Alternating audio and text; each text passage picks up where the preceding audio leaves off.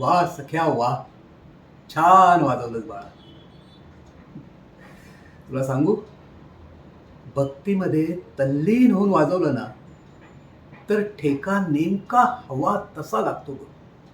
उलट जास्त चांगलाच लागतो. ऐक, तू विठ्ठला करता हे जे हार्मोनियम वाजवतोस ना, ते एक स्वरवाद्य आहे. अरे त्यातला सूरही तो विठ्ठलच आणतो. आणि तुला ठाऊक आहे का, सरस्वती मातेने मनुष्याला दिलेला सर्वात मोठा आशीर्वाद म्हणजे संगीत.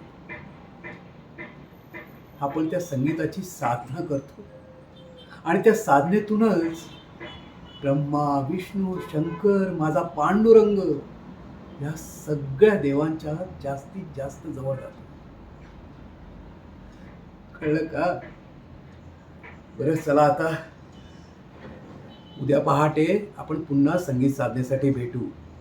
पण आज जे काही शिकलास त्याचा संध्याकाळी रियाज मात्र करायला हवा आणि सतत मनात स्मरण करत राहायचं. चला.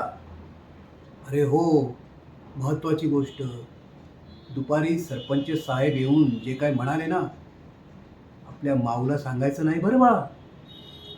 अरे, मुलीचं गाणं ऐकून बरीच मंडळी मला सांगतात की हिने चित्रपटाकरता गाणी गायला हवी, टीव्हीवरच्या गायकीच्या कार्यक्रमात भाग घ्यायला हवा.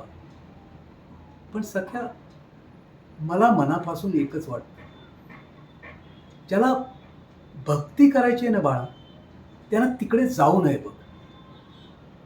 हां, आता एखाद्याचं स्वप्नच असेल की त्याने पडद्यावरच्या कलाकारांना आवाज द्यावा, तिकडे गाणी गावीत, नाव कमवावं, पैसा कमवावा, तर त्याने नक्की जावं.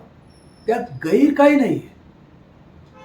पण मला मात्र मनापासून वाटतं, भक्तीसाठी गीत रचणाऱ्या आणि गाणाऱ्याने मात्र त्याचा व्यवसाय मात्र करू नये.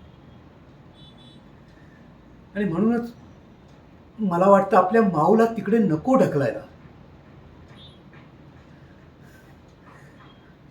देव करो आणि आपल्यावर असा कधी वेळ येऊ नये की आपलं संगीत आपल्याला बाजारात नेऊन विकावं लागेल आणि यदा कदाचित त्याने पांडुरंगाने परीक्षा बघायचं म्हटलंच तर आपल्याला ती घडी यशस्वीपणे पार पाडता यायला. पण माझ्या पांडुरंगावर पूर्ण विश्वास आहे. तो मला कधी कमजोर पडू देणार नाही बघ. आणि मला आपली सरस्वती बाजारात विकावी लागणार नाही. बाकी सगळं प्रारब्ध. बरं, चला, बराच उशीर झालाय आता. हां, घरी आमच्या बाईसाहेब वाट बघत असतील. निघूया. पांडुरंग हरी, पांडुरंग हरी.